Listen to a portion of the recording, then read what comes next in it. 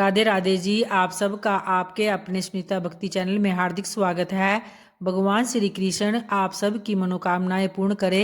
तो आइए भक्तों, भगवान श्री हरि का ध्यान करते हुए आगे की कथा को प्रारंभ करते हैं।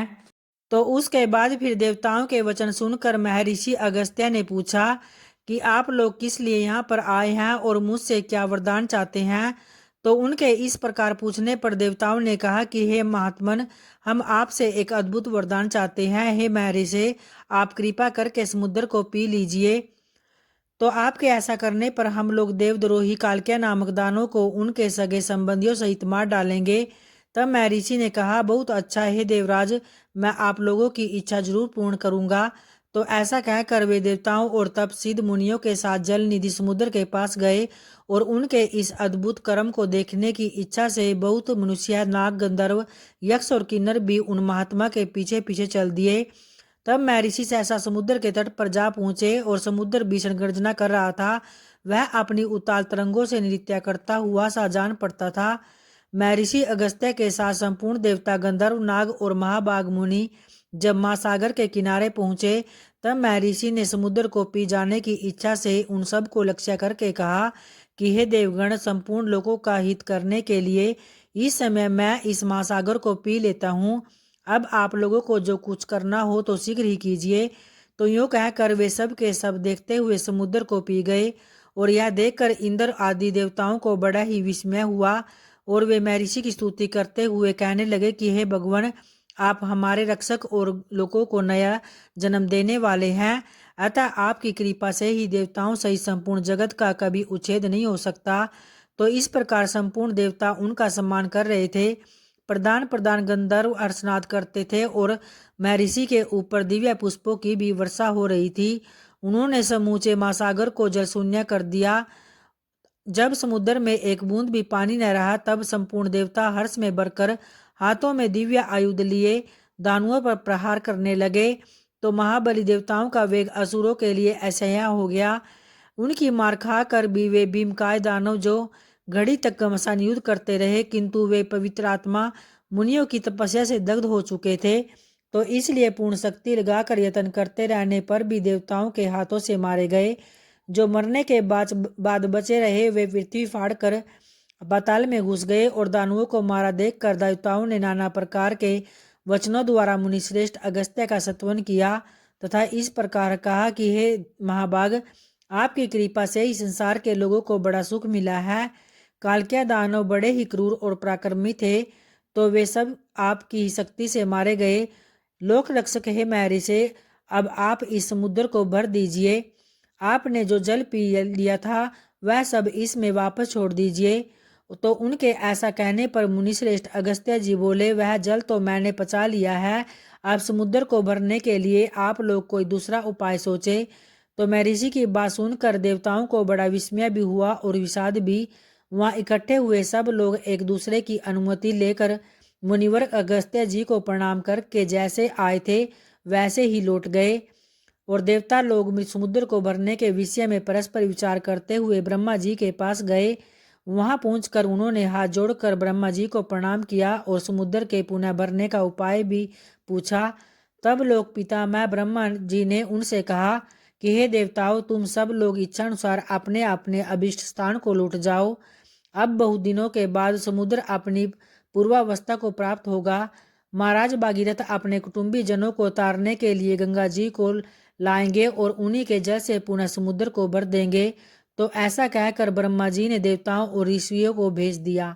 तो इस तरह से भक्तों, आज के फाल्गुन मास की कथा अध्याय का यहीं समापन होता है। तो प्रेम से बोलिए भगवान श्री हरि की जय, माता लक्ष्मी की जय। और आइए अब तुलसी माता का ध्यान करते हुए तुलसी चालीसा पाठ का उच्चारण करते हैं। श्री तुलसी महारानी करु विनय सिर नाय, जो मम हो संकट विटे दीजे मात नसाय।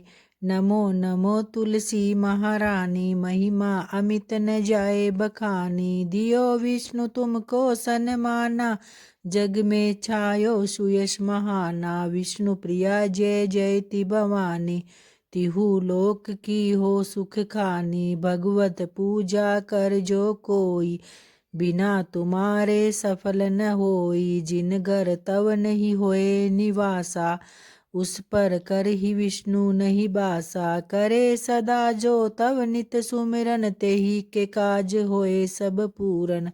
कार्तिक मास महात्म तुम्हारा, ताको जानत सब संसारा। तब पूजन जो करे कुंवारी, पावे सुंदर वर सुकुमारी। कर जो पूजन नित प्रति नारी, सुख संपत्ति से होए सुखारी।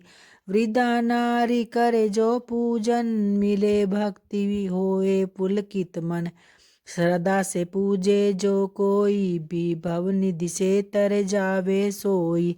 कथा भागवत यज्ञ करावे, तुम बिन नहीं सफलता पावे। छायो तप प्रताप जग भारी, ध्यावत तुम ही सकल चित धारी। तुम्ही मात यंत्रन तंत्रन में, सकल काज सिद्धि होवे क्षण में। औषधि रूप आप हो माता, सब जग में तव यश विख्याता। देव ऋषि मुनि ओ तपधारी, करत सदा तव जय जयकारित। वेद पुराणन तव यश गाया, महिमा अगम पार नहीं पाया। नमो नमो जय जय सुख कारनी, नमो नमो जय दुख निवारनी। नमो नमो सुख संपत्ति देनी, नमो नमो अग काटन छेनी। नमो नमो भक्तन दुख हरनी, नमो नमो दुष्टन मद छेनी। नमो नमो भव पार उतारनी, नमो नमो परलोक सुधारनी। नमो नमो निज भक्त उबारनी, नमो नमो जन काज संवारनी। नमो नमो जय कुमति नसावनी, नमो नमो जय सुख उपजावनी।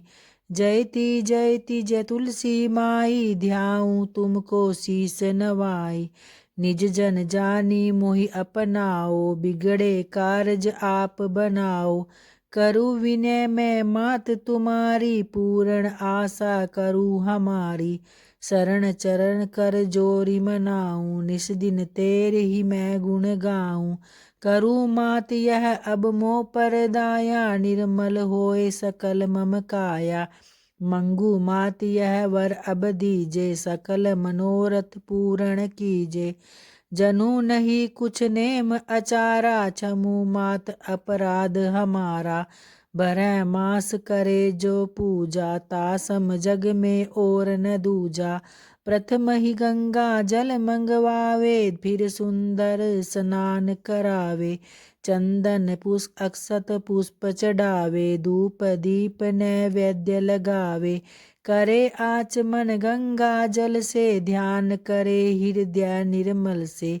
पाठ करे फिर चालीसा की, स्तुति करे मात तुलसा की।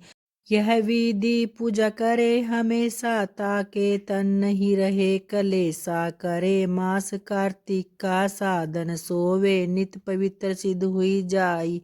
है यह कथा महा सुखदाई, पढ़े सुने सो भव तर जाई।